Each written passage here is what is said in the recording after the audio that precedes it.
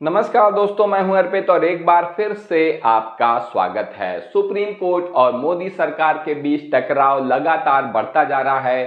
खास तौर से मोदी सरकार सुप्रीम कोर्ट में अपने लोगों को घुसाने की फिराक में है और ये टकराव तब और भी ज्यादा स्पष्ट हो गया जब सुप्रीम कोर्ट ने मोदी सरकार के वक्फ कानून पर 7 दिनों के लिए रोक लगा दी और मुख्य आपत्तियों पर सुनवाई करने की तैयारी में है। ऐसे में सबसे बड़ी बात यह हुई है कि मोदी सरकार की तरफ से कभी उपराष्ट्रपति, कभी केंद्रीय मंत्री तो कभी सांसद सुप्रीम कोर्ट और चीफ जस्टिस ऑफ इंडिया के ऊपर उल्टे सीधे आरोप लगा रहे हैं। लेकिन हद तो तब हो गई जब सुप्रीम कोर्ट में खड़े होकर मोदी के वकील ने सीधे सीजेआई संजीव खन्ना को धमकी देने का प्रयास किया। आप देख सकते हैं यहाँ पर, तू है क्या चीज, बाहर मिल, जनसत्ता की ये खबर है। और एक सवाल और जो बड़ा उठता है वो ये है कि क्या सीजेआई संजीव खन्ना के ऊपर रिटायरमेंट से ठीक पहले मोदी सरकार की तरफ से दबाव बनाया जा रहा है जिससे कि वो ऐसे फैसले हरगिज न लें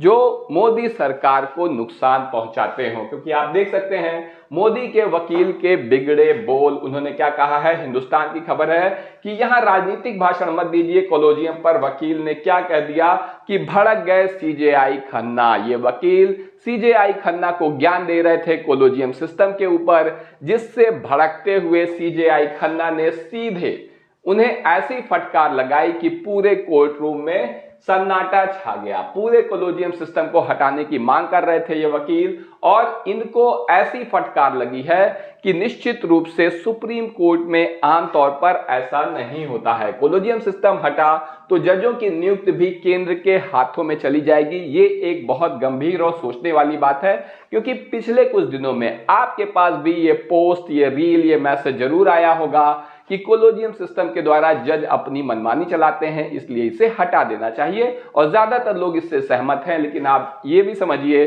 कि जब ये सिस्टम हटेगा तो इसकी जगह जो नया सिस्टम आएगा उसके द्वारा सरकार सुप्रीम कोर्ट पर भी कब्जा कर लेगी और जजों की नियुक्ति में अपनी मनमर्जी चलाएगी। वक्फ कानून और इलेक्टोरल बॉन्ड जैसी चीजें आसानी से लागू हो जाएंगी, जो कि अभी हटा दी गई हैं कोर्ट के द्वारा। आप देख भी सकते हैं कि किस तरीके से सरकार ने मांगा 1 हफ्ते में वक्त, तो सुप्रीम कोर्ट ने कहा था कि वक्फ बोर्ड में नई नियुक्ति ना हो। वक्फ कानून पर बड़ी रोक लगाई थी और साथ ही साथ सुप्रीम कोर्ट ने इलेक्टोरल बॉन्ड को भी असंवैधानिक करार दिया था।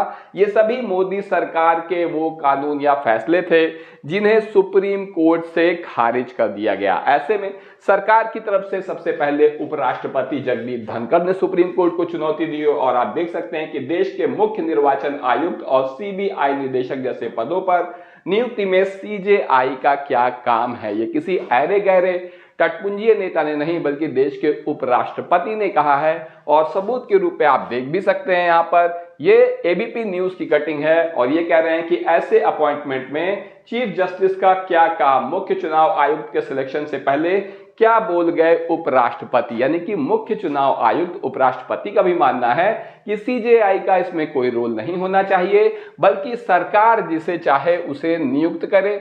उसके बाद चुनाव में क्या खेल होता है ये आप जानते ही हैं। लेकिन अब भाजपाई जजों की नियुक्ति में भी, इस सिस्टम में भी घुसना चाहती है। वो चाहती है कि उसके लोग ही अब सुप्रीम कोर्ट में जज भी बने। आप देख सकते हैं हिंदुस्तान की ये खबर कि देश के मुख्य न्यायाधीश जस्टिस खन्ना आज उस समय भरी अदालत में एक वरिष्ठ वकील पर भड़क गए जब उन्होंने कॉलोजियम प्रणाली को चुनौती देने वाली याचिका को सूचीबद्ध करने की मांग की। इन वकील का नाम है मैथ्यूज नेदुपरा और सीजेआई खन्ना के सामने ये कह रहे थे कि कॉलोजियम सिस्टम को हटाया जाना चाहिए और एक नए सिस्टम की ये वकालत कर रहे हैं जिसके बारे में हम आपको बताएंगे।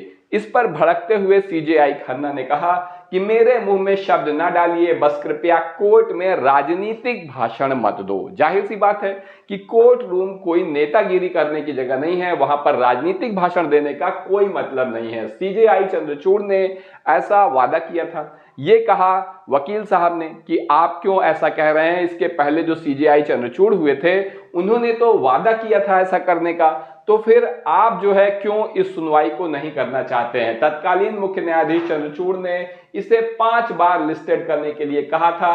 NJAC समय की मांग है। ये वो नया सिस्टम है जो कोलोजियम सिस्टम की जगह लेगा या आना ही चाहिए। उपराष्ट्रपति ने भी इसे कहा है और देश की जनता इसकी मांग कर रही है। माननीय न्यायाधीश ने इसे लिस्ट करने का वादा किया था, लेकिन उपराष्ट्रपति का नाम सुनते ही तो CJI खन्ना बुरी तरह से भड़क गए। आपा खो दिया उन्होंने और सीधे लताड़ लगाते हुए वकील को कहा कि कृपया राजनीतिक भाषण ना दें। कोलोजियम के खिलाफ बोल रहे वकील से CJI संजीव खन्ना ने कहा, आप मुझे ना बताइए। आपने देखा होगा कि पिछले कुछ दिनों में किस तरीके से उपराष्ट्रपति से लेकर केंद्रीय मंत्री किरण रिजिजू और उसके बाद भारतीय जनता पार्टी के सांसद निशिकांत दुबे ने किस तरीके से सुप्रीम कोर्ट पर आपत्तिजनक टिप्पणी की है। खासतौर से सांसद महोदय ने तो सीधे देश में धार्मिक युद्ध भड़काने के लिए सुप्रीम कोर्ट को जिम्मेदार ठहरा दिया है। कल को कोई आएगा और कहेगा कि पहलगांव आतंकी हमले में भी सुप्रीम कोर्ट की जिम्मेदारी है, सरकार का इसमें कोई जो है जिम्मेदारी नहीं बनती है। तो इस तरीके की बातें हमें देखने को सुनने को मिल रही हैं। लेकिन लोअर कोर्ट्स में जो हाल चल रहे हैं, सुप्रीम कोर्ट में तो इस तरीके की चीजें हो रही हैं और जो सुप्रीम कोर्ट की जो सुपीरियरिटी है उसको लगातार चुनौती मिल रही है, उसकी छवि धूमिल की जा रही है। लेकिन लोअर कोर्ट्स में जो कुछ हो रहा है वो वाकई डराने वाला है। आप देख सकते हैं चेक बाउंस के केस में दोषी को दोषी ठहरा देने पर महिला जज को वकील ने दी जान से मारने की धमकी। और ये कोई हवाई बात नहीं है। आप जनसत्ता की खबर देख सकते हैं कि तू है क्या चीज बाहर मिल। दोषी ठहराए जाने के बाद ओपन कोर्ट में आरोपी और वकील ने महिला जज को दी धमकी। तो ये स्थिति हो गई है आज हमारी अदालतों की। आप देख सकते हैं कि इसका प्रयास पिछले काफी समय से चल रहा है।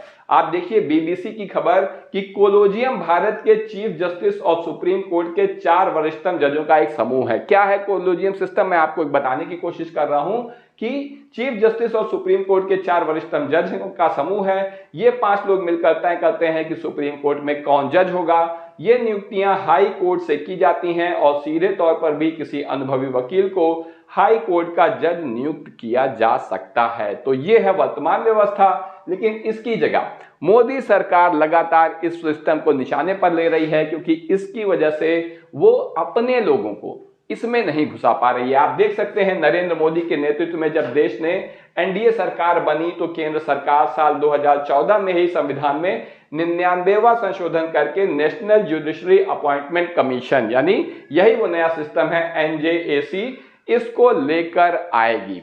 इसको जो है ये लागू करना चाहती है। और जब ये सिस्टम आ जाएगा तो जजों की नियुक्ति कौन करेगा?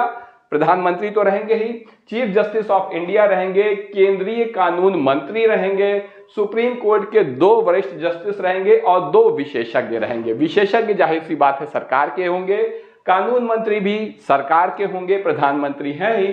तो आप देख सकते हैं कि किस तरीके से उनका बहुमत हो जाता है। ऐसे में चीफ जस्टिस ऑफ इंडिया भले ही इसका नेतृत्व करेंगे, इसके अध्यक्ष होंगे, लेकिन मर्जी चलेगी सरकार की। आपने मुख्य निर्वाचन आयुक्त की नियुक्ति में यह खेल देखा भी है। तो इस तरीके से मोदी सरकार किस तरह से सुप्रीम कोर्ट पर भी कब्जा करने की तैयारी कर रही है, इस पूरे मामले में आपकी जो भी राय है कमेंट करके जरूर बताएं। वीडियो को लाइक करिए, चैनल को सब्सक्राइब करिए और अपने दोस्तों के साथ शेयर करना ना भूलिए। धन्यवाद।